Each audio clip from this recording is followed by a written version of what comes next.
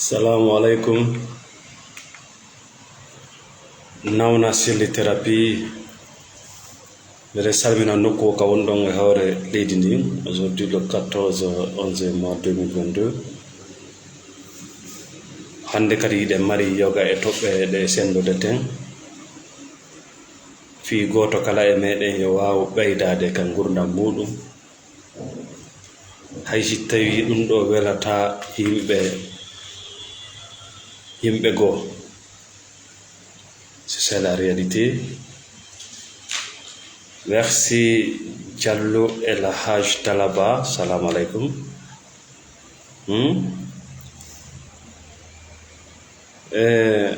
Mi sendude moɗon yoga e toɓɓe fi goto kala e meɗen yo wawa ɓeydade ka gurdam mum. Merci Diallo Youssouf, l'infatigable, toujours avec nous. Always nice to be here with you. Thank you, brother. Merci Kisso, l'infatigable, merci.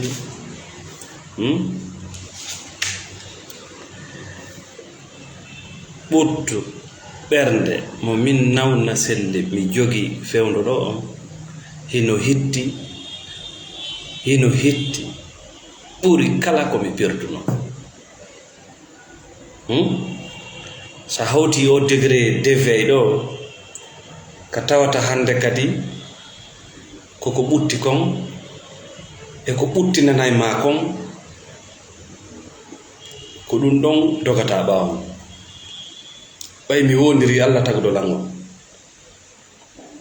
ko taƴutuɗo yiite anditata aljanna, andi aljanna, yiyata aljanna andita o taw yejjutu nde yewtere ɗo kaka ɓuttu taga ɗe. kono nde wonno Allah no faala subhanahu wa taala yen andu koye ɓuttu wonno ɗen no mari valeur o adduma aduna fiya taƴitu aduna e beteke si a yiyoyi aljanna o si anda jaka ndino weli ndino metti na ɗo a wata famude.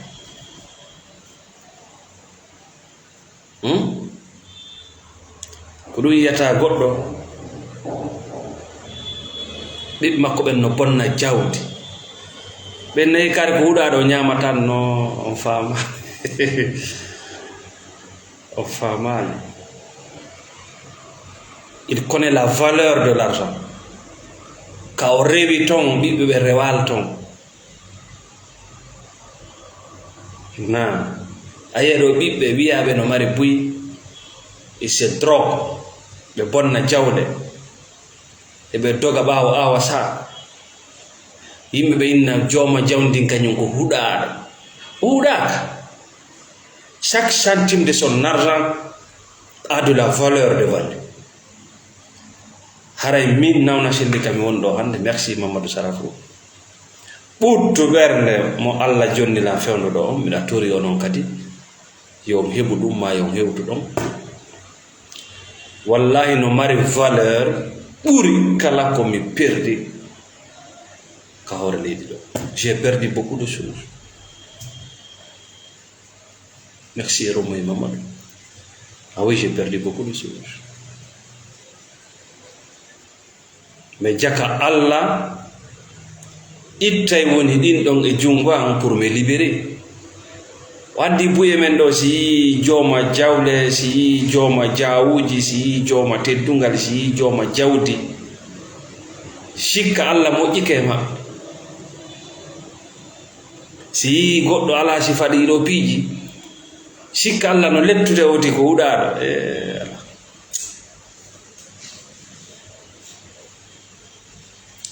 ɗi piiji ɗi yiyata ɗe yimɓe winata ko jooma jawdi, jooma teddungal, jooma laamu, taasi ko kanko jeyi ɗi piiji kanko ɗi piiji jeyimo kanko. Merci Alkadim Diallo, merci beaucoup. C'est très important.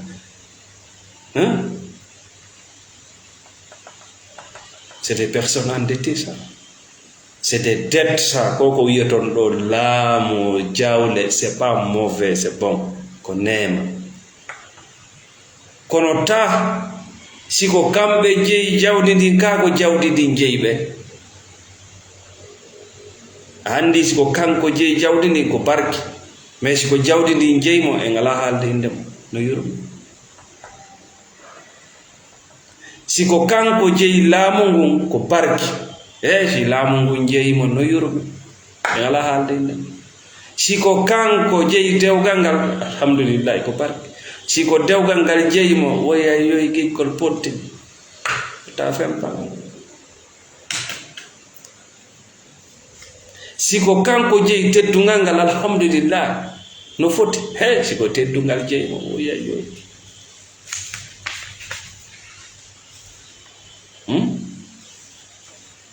haray min nawna selli mi wasiyike ma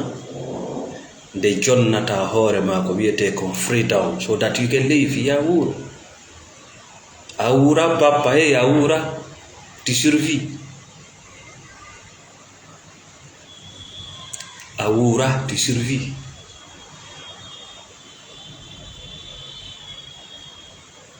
a wura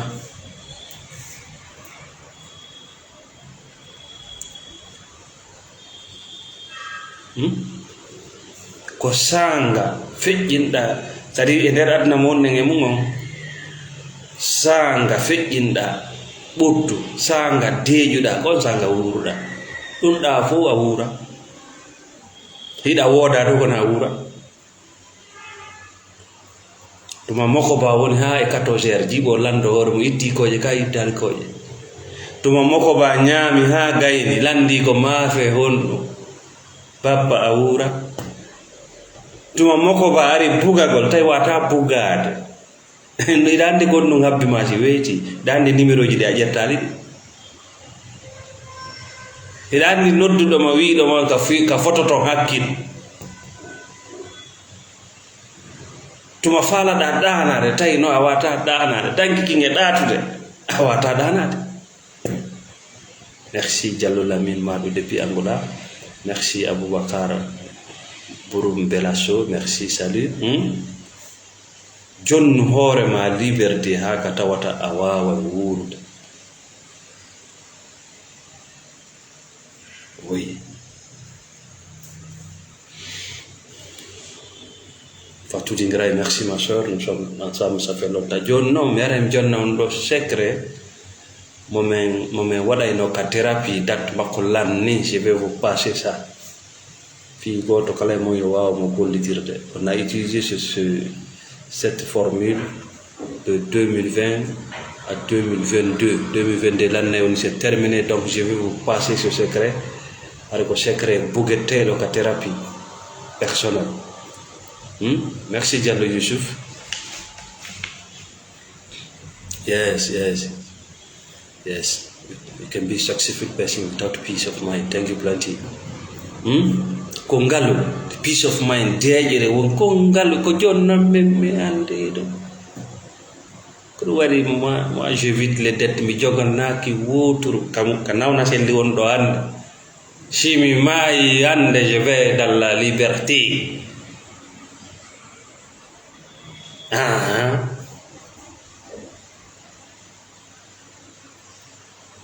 si nawna selli famugol fi mayde c'est très important ɗum fof no ari jiibiti gurdam yimɓe no huli tun no huli no maapi tun non c'est pas bon a ala e maayude ko transition a yiway ɗo woni yaha ɗo a meeɗay woni ila ñande Allah taguma wuddi rohu makko e ma destination ma on c'est au paradis bismillah ala maayude a meeɗay woni terre to ɓen hulɓinira e maɓa lette gaɓuru c'est des gens c'est des fainéants qui ne font rien parce que ça contrôle kulol goɗɗo a ittinaymo joni gonɗon gunɗo on a andi enen fayda se ngari ka diina ma en ari ka gandal ma en ari ka jaawu ma en ari ka teddungal ma en ari ka jawdi ka position di ka étiquette ji way fayda buy e men jaɓali wongol bani adama nde wonno buy e men jaɓali wongol bani adama donc en wonoyay ka étiquette hoy c'est très merci David Palmer ça fait longtemps jonno ko honto yimɓe ɓe wona naadede ka kasoji kaso gono ɗo ɓuri ngo hulɓinade ngo duwaɗa muncude hande yalta si bana adama hewti niveau go standard go ko honɗum batula on ƴetta e ma sadi batula on jogotoma an a waɗata faljere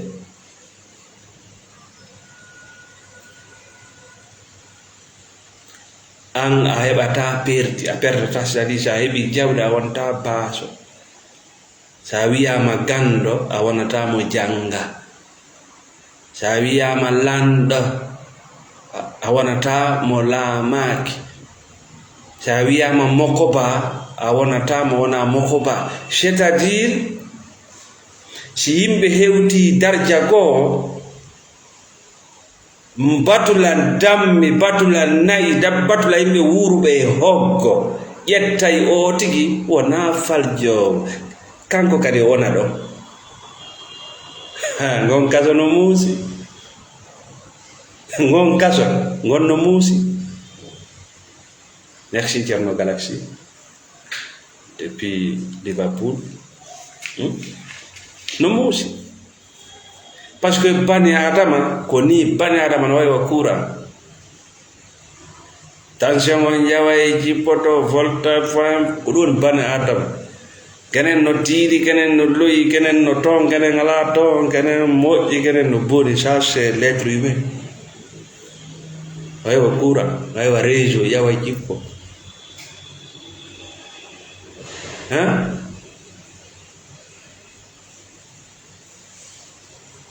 kono sa naati ka gurdam étiquette c'est à dire na bani adama a woni ko ceerno en ko ustasi en ko alaji kaari ko monsieur kaari ko hajja kaari ko nene kaari a hewti on standard jonnon ɓe tañini ka an a waɗata erreur donc haray solution lekki maki yaltu yaha jiiɓa e suɓandema waɗu erreur waɗu mais sop c'est à dire yaw c'est à dire muncutu kaɓe habbe maɗo jiiɓu naya jiiɓu ɓaya anda jiiɓu ɓayɗa andi waɗu faljere nde ɓe innata no est ce que kaari feetani e wala hakkille kori jaw way fi honɗum have to break free ko ɗon rewata yaha ka aljannama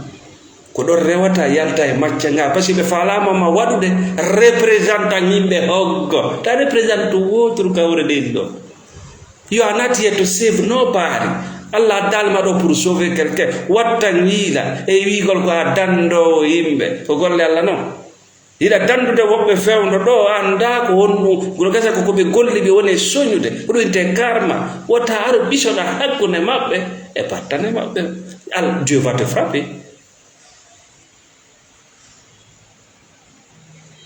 Tu peux être là pour eux mais ta lomtoɓe e soñugol koɓe jiiɓi ko. Merci Heriba depuis l'abbé. Papa Solesia mama Sauveur ko an wona haalanede ɗum hande na wi na bani adama an a feƴƴi darja bani adama a wiyama jomma jawdi c'est à dire ko ma kon ƴaway tun woni cippotako donc iɗa dogde suuɗoɗa naata avec ces crédits de pourcentage bancaire très dangereux ɗa yawde suuɗoɗa to ɗa yawde mawɓa jawle hakkude ma e ɗimmoma ti c'est pas bon pour toi ra yedde jawdi fournisseur ɓen tawi a tokka nawra ɗo ya faites attention accepte la réalité yaltu e copie si a ƴawi ƴaw sa cippike cip no woni ko cippima cippo fiinoɗa anda yimɓe ɓe si Allah no yewtude fi enɗa ko fi ɓiɓɓe e fi darugol nawnuɓe e fi weltodiram e sifa ɗempiji si Allah no yewtude fi jawdi ko karambol e seede woni haalde fi si Allah haali fi jawdi ka Qur'ana winne kisa ngadde karambol e seede e wiiɗa wona ɗum jawdi ko enɗan bonjour e joɗinanima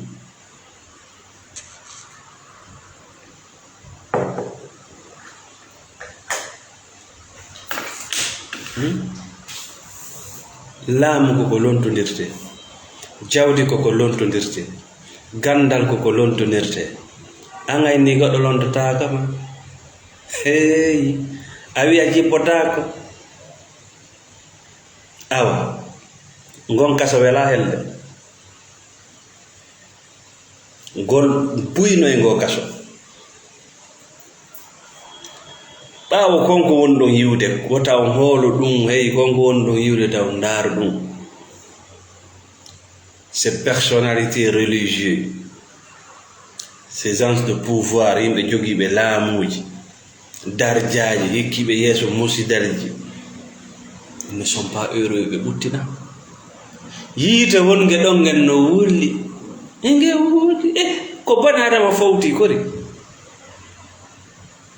ko bani adama fawti, par ce que ko bani adama jaɓi ko bani adama o yaway o jippo, on no ala probléme. Kono wuurɗo e nandolla e aduna,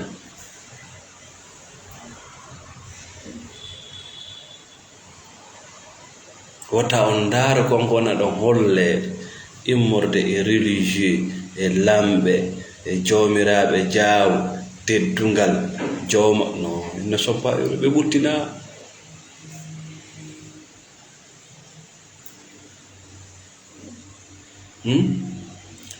No woodi ko suuɗi ɓaawo ɗi comportement ji maɓɓe naɓa artira, ko wiyete kon obligation sociale, c'est-à-dire social on jama on no waɗi ɓe étiquette, ko coñci ɗi ɓe faalaka ɓe on wattata, ko otoje ɗe ɓe faalaka ɓe on doginta, ko paɗe ɗe ɓe faalaka ɓe on wattata, ko yimɓe ɓe faalaka ɓe on yewtudude mo, ko voyage ji ɗi ɓe faalaka ɓe on waddude,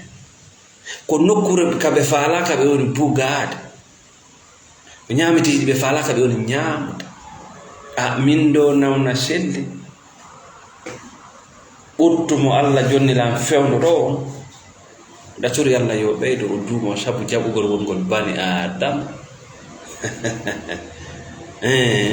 Si weli mi welna, si welali mi muñu on kadi.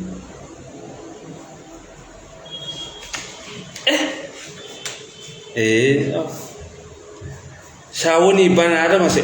tu vas vivre ta vie. Mawɓe maɓɓe ko ɗum wonno ko yimɓe ko bani adama, ɓe jaɓali wonde nandolla, ko ɗum goto kala e maɓɓe no marno territoire, goto kala e maɓɓe e mawɓe mum ɓen no jogino territoire.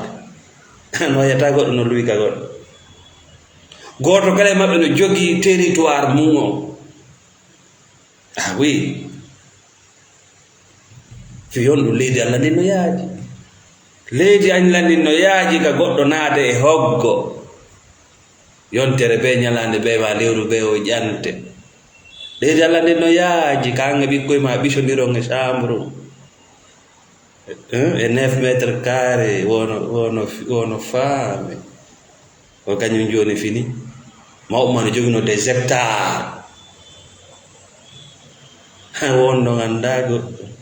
mo jogino des hectares.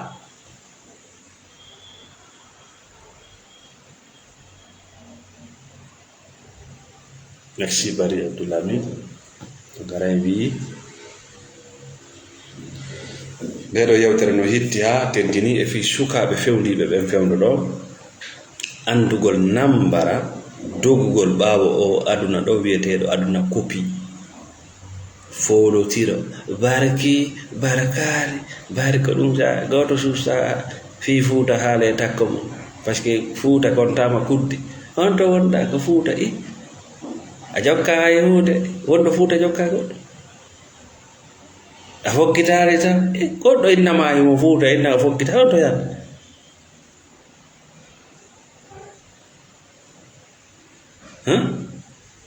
so inni mina faala sonnajo on to wonɗa ko Fuuta men jooɗi subhanallah.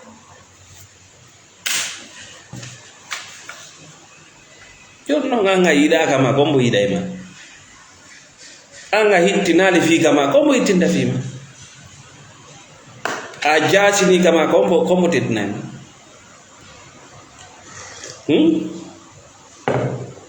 Ande to hunde wotere kala mo teddinali ka iwi teddinali mamaɓe mumɓe ɓiɓɓe makko ɓen kadi hayfinoyemo. Ça c'est la spiritualité. C'est la spiritualité. A teddinali ka yiwɗa to, a teddinali mamaɓe maɓe ko yaltata e ma kon kadi jaasinte, par ce que ko aliénation haray ko nokku go humiɗa macca nga ko hakkiti ko ɗum jokkuɗa nandintina kon wona gurdam, wona gurdam kon ko sikkuɗon ko gurdam. Gurdam ɗan go ko jaɓgol wongol banar ma, ɗiɗi uura nde ngol kulol ko honɗum waɗi, ko honɗum waɗoyta, honto fewniɗen ko ɗum fof ko ɓay naɓane adama. Kulol ko feƴƴi, regretté, anxiété ko arata, honno mi gerrata yomi moɓuɗo, honno mi gerrata ɗo ɗum ɗiyatirɗo yomina kori naɓane adama c'est tout. Sina ɗum ñalande ɓe arda e programme o e mum bappa e goɗɗum rewi piino rewde hoore ma ɗanndi noon feƴƴirde. Ya Allah, machallah. Donc siɗa faala ɓurtinde secret ɗi mon ka thérapie ɗiɗo fof ko secret ji ɗi dadde mum landi. Hiɗa duwa tertade woɓɓe gono toon si wawa ɓeydade, woɓɓe gono toon hiɗon duwa waynodirde fes. Wona noon fi hiɓe boni, mais wondugol e maɓɓe a ɓeydotako. Wona fi wonde ɓe moƴƴa ɓa hiɓe boni, non, c'est tout simplement ko juutuɗo wondude a ɓeydotako. way sertugol e maɓɓe ko par ce que mo occupe ɗon place ka kesum ngara hiɗa hatton jini something different kesum ko foin kon toto ko cici ko foin a faala ka ɓeydade.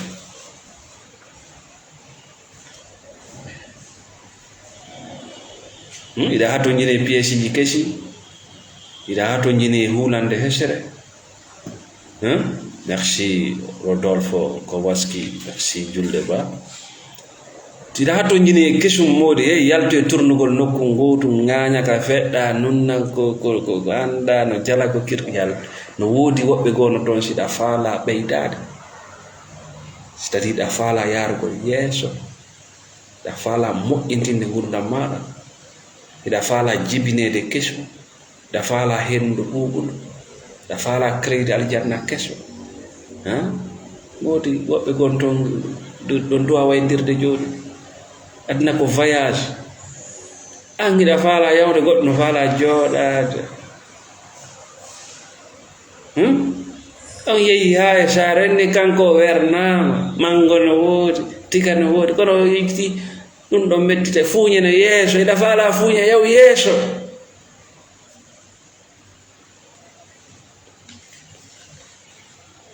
No, min na hañuɓe. You can still love them. Waray toujours hiɗa faala yiɗay ɓe, mais à distance. Yo distance wona hakkunde mo. Ko ɗum ɓe suuɓi. Mo faala ka ɓeydagol yiɗumo à distance. Wonon ka wifi, ala problème. Kono adday to andi ko ɓuri sattude waɗangol thérapie fof ko wiɗo no andi. Thérapie ko yimɓe rongi faamude ko ya heɓu ko jentoma, wona an ko jentoɗa.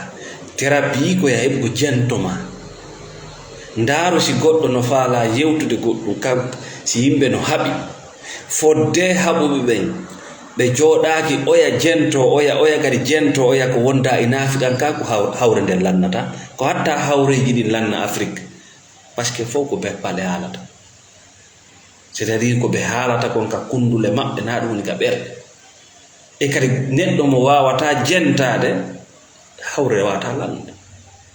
par ce que goɗɗo ndaaru ko tooña wo ko o tooña, si tawi o jonnama konngol ka wawata feññinde ko o tooña yewta ha laaɓa, tooñuɓe ɓen si wawi inde wallahi ko non wonire a yiyay kisango enne mi yaafiki. C'est-à-dire ça finit, c'est-à-dire ko honno la personne a pu se décharger ko bana adama o yewtidi e mum na kulli ayay woɓɓe no ñawli goɗɗo jawdi bus mais yewtande nden e jentande nden lanni probléme o ayay woɓɓe no ukkodiri ko alana wono na ɓe yaaɓe udde na mbuuɗi na probléme mbuuɗi ko nagge wondi kon ɗum salantoɗa ƴettande téléphone ngol kon ɗum fenanta kon ɗum takkan on woni o bako fampo kori woni bane adama ɓuttina hiɗa joganilan ko non woni jelu ha saba nanga honno mettirta mbuɗani seeɗa seeɗa kon ɗum woni ton ono o ƴakkete ono ŋaaña ono takko ono sorta no naɓira ga ko a jeyakon wonu bane adama ñaama ko jewɗa kon ko a jeya kon tertoɗa fi a waw ɗanagol kori accu lorrugol wonki maaki ko wonɗa moɓude ko jelu ñamata nder ko jelu ñamata e ko moɓuɗa ko yimɓe ɓe tawetake ñande adinneteɗa ko ɓe ɓurata e ñamude ñande dogata ko ɓe ɓurata ñamude ko ɗum woni on ɗum kuddi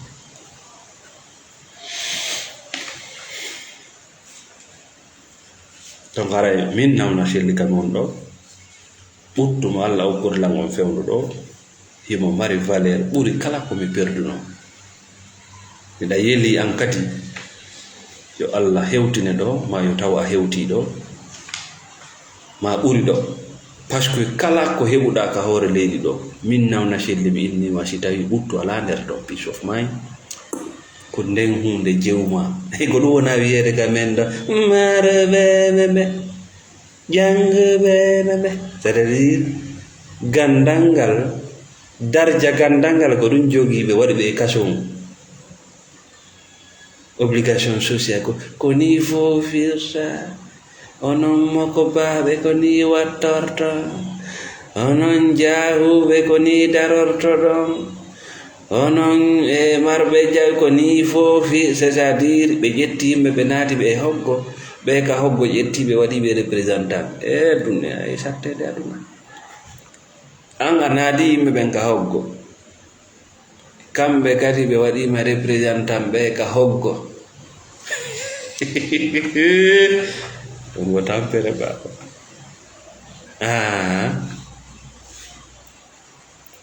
ɗon waray e wi wona ko woni jalbude kon fof woni kange wona ko woni jalbude kon fof woni kange goɗɗum ko janɗe pentiraɗe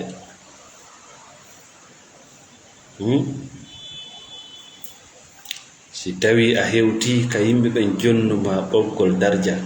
ma jawdi kala ko ɓe jonnuma ɓe waɗima représentant kamɓe wonɓe ɓen ka hoggo a waɗata ella hara yaw kisan waɗa erreur dogu kisan yaw kisan waɗa erreur ɓe yiya ɗum ɗon c'est à dire ils vont te libérer c'est une manière de se libérer de l'esclavage mental c'est à dire si ɓe innima ko wowi ko ɗo ko a malay ɗo ɓe waddema waliw yaw waɗa biyum ɓenna he kare feeti a daɗi sari a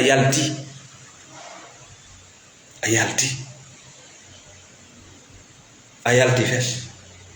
e ndar nelaɗo alayhi salatu wasalam atto nelaɗo nuleede o wonde annabajo haade ko ɗum ɓe wiyatama ko hoolaɗo ko suɓaɗo ko halfinteɗo gundoji hari makka ko mokkopaɓe hoolaɓe non kono gonɗum Allah addi ɓe waɗande ko ɓe yawtoɓe lañja ɗin règle ji ɗon taw ko ɓe lancuɗi taw ko ɓe aruɓe daro ka fof huli ɗon ka suudu kaaba fof no ko ɗon woni huru on ka fof huli ɗon ka fof yimɓe ari ka fof arata ƴuwo ɗon ɗum ɗo haaletake wono wawde ni hande buye men ko sanamu rewata ndu sanamuru ɗo haaletake ndu sanamuru ɗo waɗetake wala hari makka ko non way ko woni nder ton ko allaji ko yimɓe mayinoɓe waɗa lesa leɗɗe waɗa ɗo ko ɓen warta o inni ko woni nder ɗo kon ko fuus ɓen yon ko hen ko fuus won nder ko ɓeyni ko fus won nder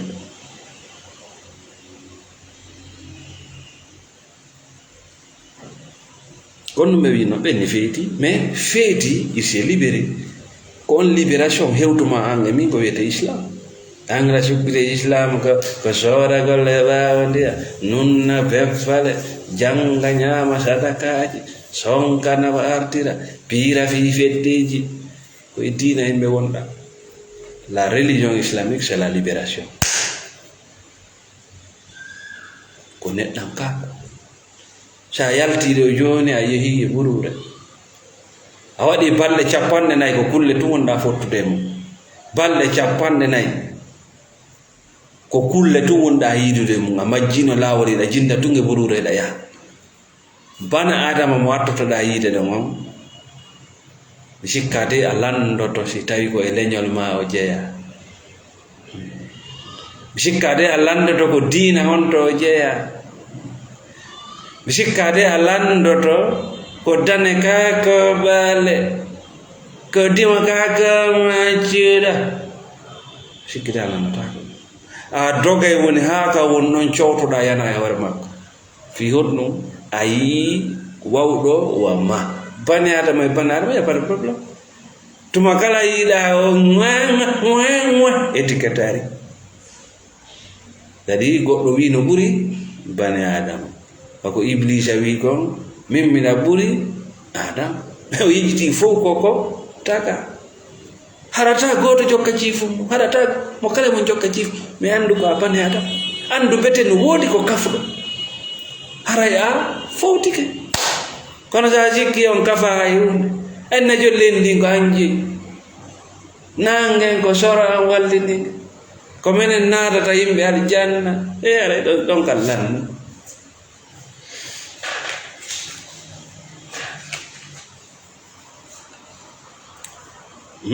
haray solution tataɓa on yaltirga tataɓa ngo dalla thérapie toujours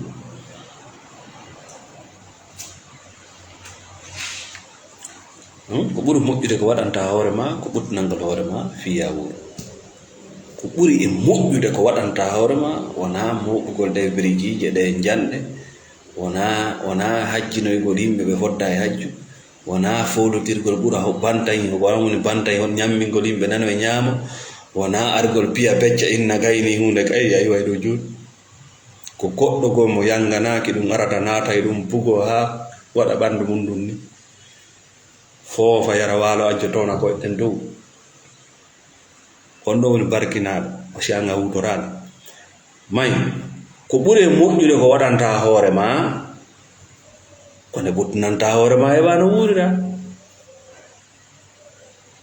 ko nde ɓuttinanta hoore ma heɓa no wuurira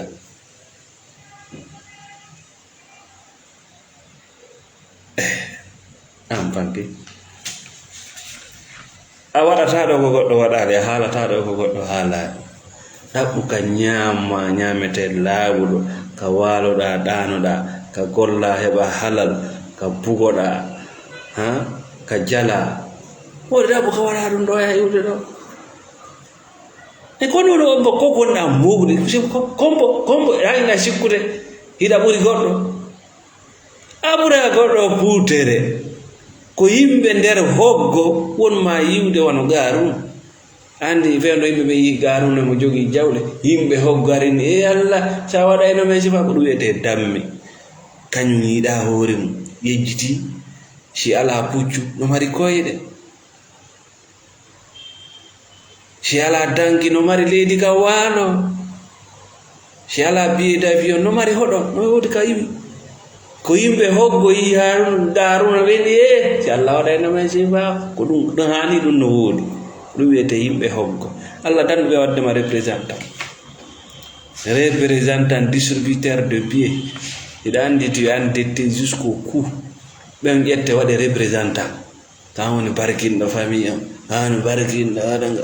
woni foin ara noon ko jogiɗa kon fof ko coggu montor goɗɗo to wonu bani adama uttina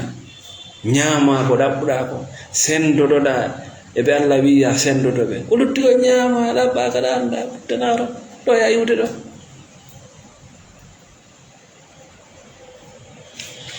ngara galanno de yewtere men wiya e bana adama wo wawata ɓuttinde ka hoore leydi ɗo si o jaɓali ko neɗɗo tuku ala noon ko metti fi wonande bana adama wuurɗo e hokko jaɓugol ko bani adama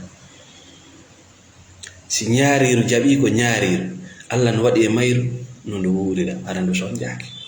si pareeru jaɓi ko no pareeru Allah no waɗi e mayru no ndu wuurira aɗa ndu soñjaaki si leggal jaɓi ko ngal leggal Allah no waɗi e leggal ngal no ngal wuurira sans probléme sonduwa ko zalika Allah tagirama ni accitirma ni mais an hiɗa suɓina wonugol bana adama siɗa faala wiyay ko a malaika ɗa faala wiyay ko a jinna ɗa faala wiyay ko a waliyu an hiɗa suɓina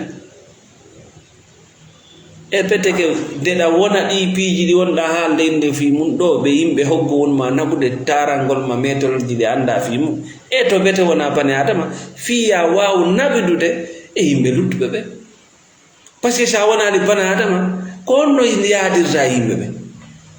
ko hatta jakka wara dasa par ce que a sikka e ɓen ɗon na goto